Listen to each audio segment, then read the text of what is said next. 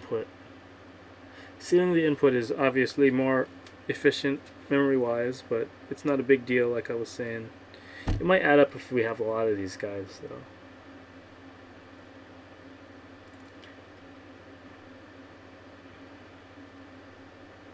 If we use the input ones, we will have to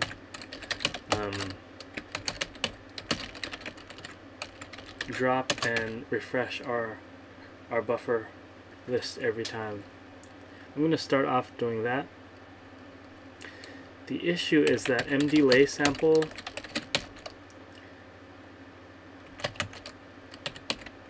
and mdelay index, they can no longer be it shouldn't be 0. I'm going to say they should start a negative value. Alright, this is what I'll do. I won't use seconds. This sucks. This is kind of crappy.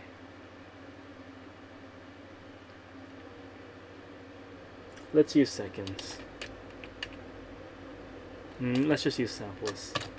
Less computing. So we'll just say 2200.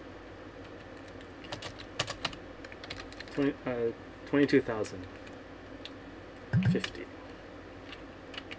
So half a second,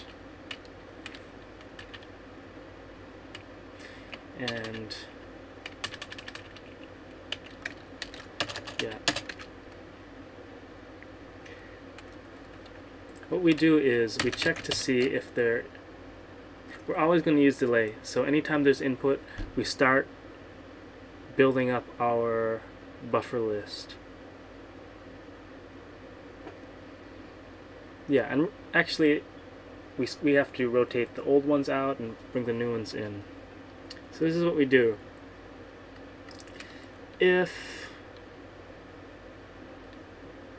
Actually, you know what? Wait a minute. We don't even need a delay index.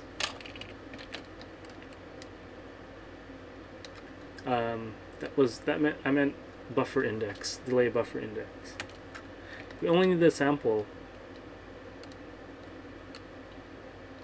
The reason for that, is that we only have to look at, well, for now we only have to look at the zeroth, the oldest buffer, and once we finish echoing, consuming the oldest buffer, we just get rid of it. We just throw it away. So let me implement that kind of idea here. So there's a special case the first time we add something. The first time we play the sound, we're going to start playing the original sound first. And at that point, at the very beginning, there's no echo sound. The echo comes in at the delay of the echo, so half a second later. That means I gotta start drawing stuff. So this was a lovely picture. I should save. Oh, I didn't save that. This is a nice picture.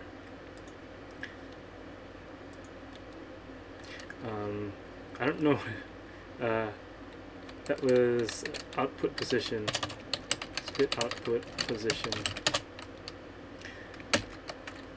Alright, so this is our input sound. Input. Our echo is going to be a copy of this, so this is the echo. So this is the delay time.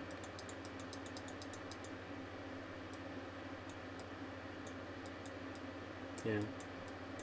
So at the very beginning, we shouldn't be doing any adding of the buffers or anything.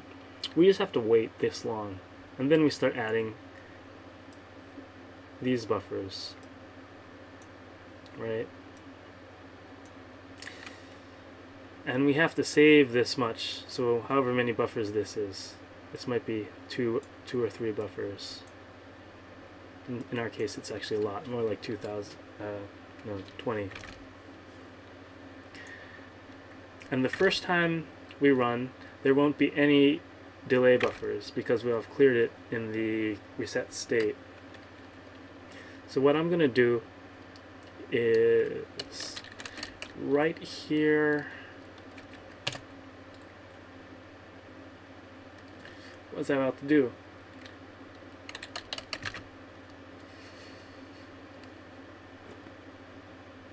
Yeah, so this is going to be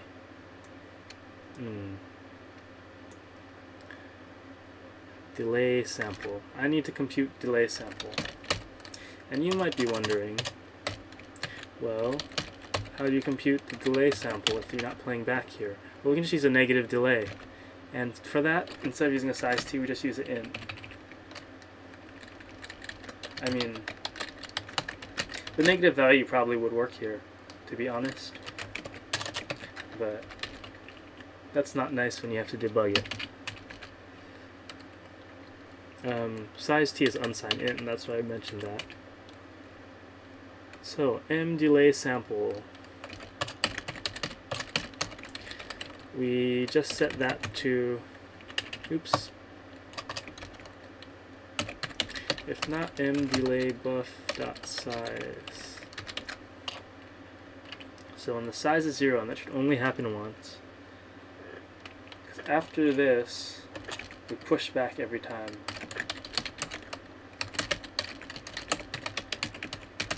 Like so. We also take the reference.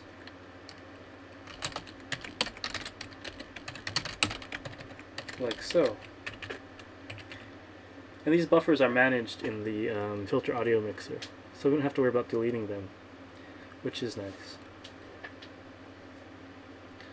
So the m delay sample should be a negative value, and that essentially means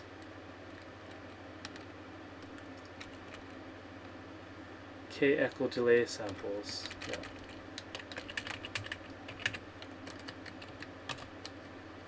Negative k echo delay samples. So how is this going to work? Well, each iteration we increment that guy. Yeah.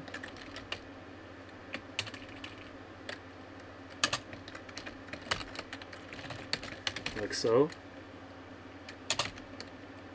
And we also check if so this is going to take obviously those 2250, that's not how you say that, 22,050 samples to reach 0, at which point we do want to start playing back, because that means we've waited half a second. So here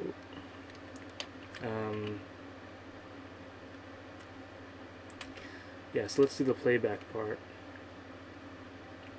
That should be right here.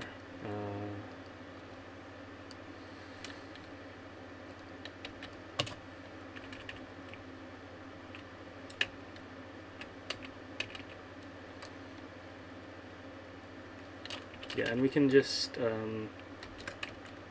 don't have to do low pass anymore. I'm going to hold on to it. Sometimes low passes can be useful, but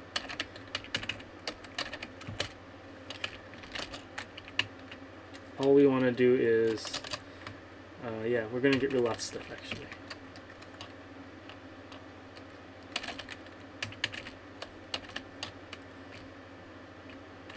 Yeah, let's get rid of it. It's so simple. Let's clear in this code up. Okay. Yeah, this looks better. So this is the sample, and I could probably just do plus equals.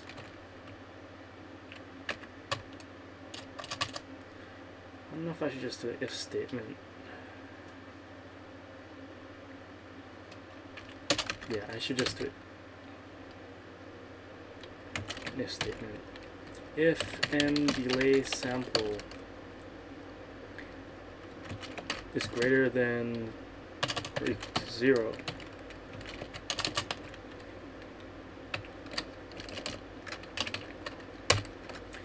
Then you add the mDelayBuff 0 buffer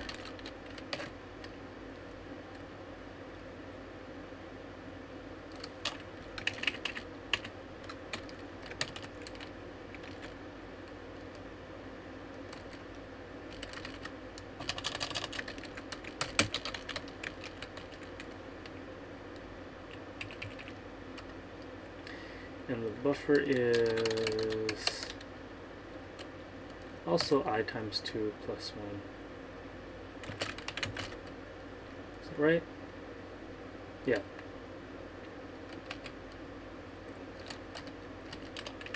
So I think this will work.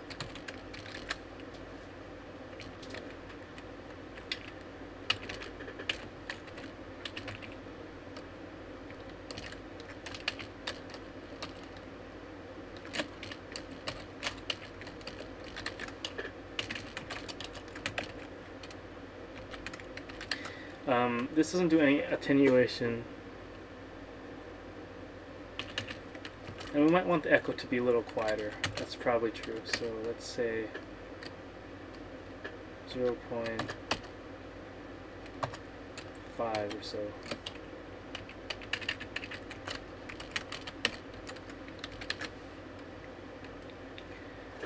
Yeah. And this will not feed back into itself. It will if there's feedback, there's no getting around that. I mean, if there's actual physical feedback.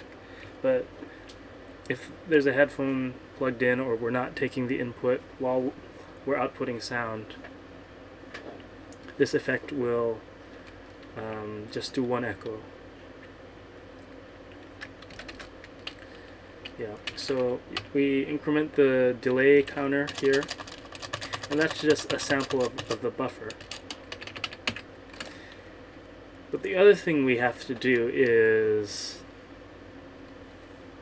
we have to check when delay sample gets too big. When it is greater or equal to the size of the buffer is when we have to bail. Not bail, but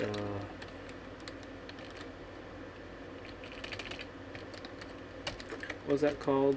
Num frames.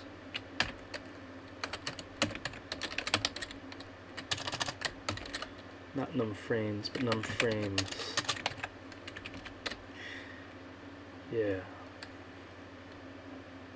When it's bigger than that, that means we're done with this delay buffer, the 0th delay buffer. So at that point, we just say, see you later.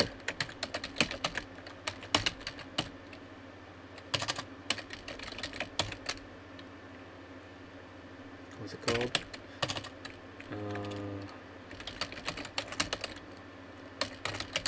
Like so. 0th one, yeah? You also have to decrement the ref count.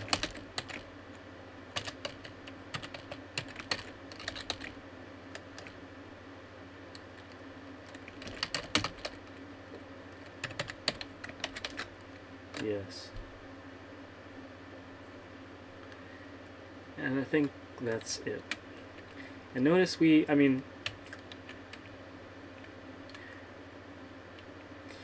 yeah, we're producing and consuming the delay buffers at the same rate, so we don't have to worry about this blowing out. We do have to make sure the end code works, and we can do that simply by, well, first of all, there's no delay index anymore. We can do that by just calling reset state here in the destructor.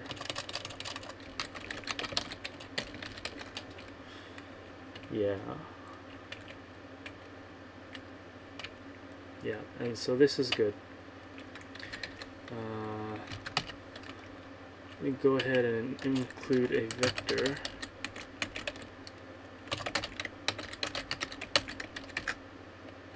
Okay.